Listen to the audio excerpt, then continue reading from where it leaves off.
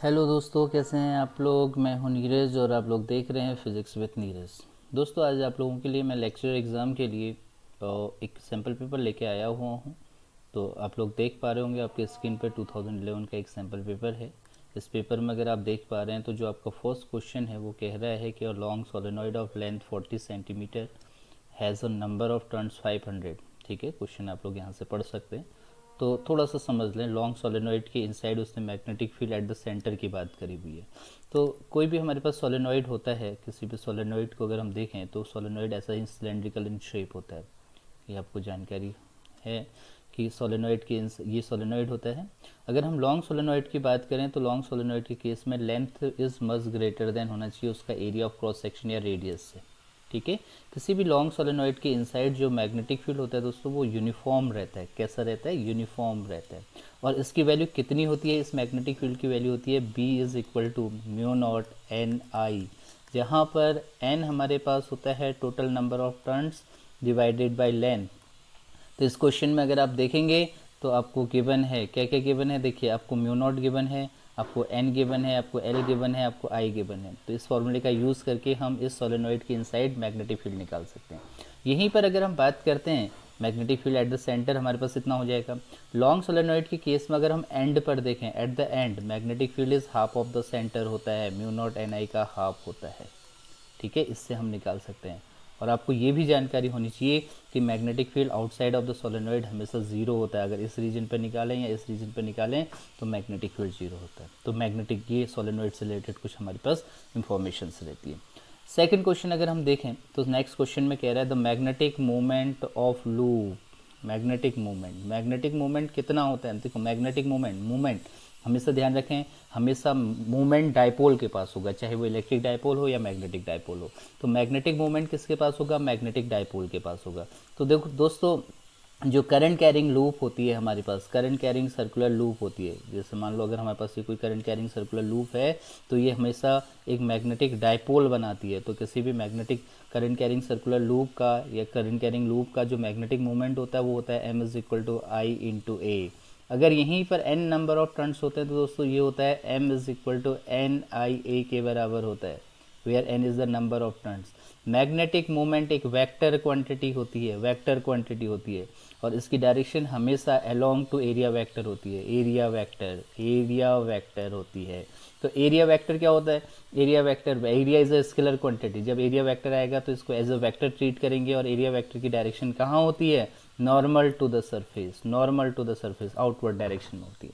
ठीक है, तो मैग्नेटिक मोमेंट, इसकी यूनिट क्या होगी? मैग्नेटिक मोमेंट की यूनिट होती है एम्पियर मीटर स्क्वायर। इसका डायमेंशनल फॉर्मूला होता है AL2, ये इसका डायमेंशनल फॉर्मूला होता है। तो स्मॉलेस्ट पॉसिबल मैग्नेटिक मोमेंट होता है, उसको बोहर मैग्नेट्रॉन कहते हैं, है ना। When any electron is revolving in his orbit, उसका जो मैग्नेटिक मूवमेंट होता है वो स्मॉलेस्ट पॉसिबल मैग्नेटिक मूवमेंट होता है, उसको बोहर मैग्नेट्रॉन कहते हैं। तो इस तरीके से आप बोहर मैग्नेट्रॉन बोहर मैग्नेट्रॉन का मतलब magnetic movement of electron revolving in his orbit is the smallest possible magnetic movement होता है, उसी को हम कहते हैं बोहर मैग्नेट्रॉन कहते हैं। ठीक है, थर्ड क्वेश्चन अगर आप लोग स्क्रीन पर देख पा रहे हैं तो मेरे third question, the cause of magnetic field with magnetised substance. देखिए, जब भी मैग्नेटाइज सब्सटेंस की बात होगी तो मैग्नेटाइज सब्सटेंस के इनसाइड जो भी मैग्नेटिक फील्ड होता है वो किसकी वजह से होता है? It is because of the bounded electron की वजह, बाउंडेड करंट की वजह से होता है, बाउंडेड करंट की वजह से होता है। तो magnetic field within the magnetize substance किसकी वजह से होता है? It is only because of the bounded current की वजह से होता है। चलिए आगे बढ़ते हैं। देखें क्वेश्चन नंबर 4 आप देख पा रहे हैं। क्वेश्चन नंबर 4 क्या कह रहा है? The susceptibility of diamagnetic substance. ठीक है, ससेप्टेबिलिटी ध्यान से समझें। देखिए, ससेप्टेबिलिटी होती है ratio of magnetic moment induced in substance in the presence of with external magnetic field. जब भी आप किसी सब्सटेंस को, मटेरियल को एक्सटर्नल मैग्नेटिक फील्ड में रखेंगे तो उस सब्सटेंस के अंदर मैग्नेटिक मूवमेंट डेवलप हो जाएगा। तो that magnetic movement is proportional to होता है एक्सटर्नल मैग्नेटिक फील्ड। तो इस इंड्यूस्ड मैग्नेटिक मूवमेंट का एक्सटर्नल मैग्नेटिक फील्ड के साथ जो रेशियो होता है उसको कहते हैं मैग्नेटिक ससेप्टेबिलिटी। अब मैग्नेटिक ससेप्टेबिलिटी का टेम्परेचर के साथ क्या रिलेशन होता है, थोड़ा सा देखते हैं। देखिए, on the basis of magnetic properties material को हम 3 कैटेगरीज में डिवाइड करते हैं, that is dia, para and ferro, dia para and ferro, question number 4 है ये, dia para and ferro. On the basis of magnetic properties हम magnetic substance को 3 categories में डिवाइड करते हैं, that is dia para and ferro magnetic substance, dia para and ferro magnetic substance. तो die magnetic substance, para and ferro, dia and para behaviour of substances because of the orientation of electron, orientation of electron की वजह से होता है। और dia magnetic behaviour is because of the revolution of electron in his orbit, revolution की वजह से होता है, revolution of electron in his orbit. देखिए जब भी आप टेम्परेचर बढ़ाएंगे तो ओरिएंटेशन चेंज होगा, इलेक्ट्रॉन में रैंडमनेस बढ़ेगी, लेकिन रिवॉल्यूशन में कोई चेंज नहीं आता है। तो फेरोमैग्नेटिक सब्सटेंस का अगर हम टेम्परेचर बढ़ाते हैं तो एक पर्टिकुलर टेम्परेचर के बाद ये किस में कन्वर्ट हो जाता है, पैरा में कन्वर्ट हो जाता है। उस टेम्परेचर को बोलते हैं क्यूरी टेम्परेचर बोलते हैं। तो इस तरीके से दोस्तों पैरा और ferro behaviour is the time depend, ये टेम्परेचर डिपेंडेंट होते हैं, डिपेंडेंट करते हैं, टेम्परेचर पर डिपेंड करते हैं। और जो डाई मैग्नेटिक प्रॉपर्टी होती है it is independent of, independent होती है, इंडिपेंडेंट ऑफ टेम्परेचर होती है, ठीक है। तो हम कह सकते हैं कि dia magnetic behaviour is independent of temperature होता है। तो इसका मतलब क्या हुआ कि आपके पास क्या होगा, it is the independent of temperature होगा, ठीक है। जबकि अगर पैरा और फेरो में होता तो ये इन्वर्सली प्रोपोर्शनल होता है, magnetic susceptibility is inversely proportional to temperature होती। तो इस तरीके से आपके पास इसका आंसर्स आप निकाल सकते हैं, does not very with temperature के साथ वेरी नहीं करेगा। नेक्स्ट क्वेश्चन अगर आप लोग स्क्रीन पर देख पा रहे हैं तो देखिए आप लोगों के लिए नेक्स्ट क्वेश्चन है, a wire of uniform cross section of length L, a wire of uniform cross section of length L, L length की एक वायर है जिसका uniform area of cross section है।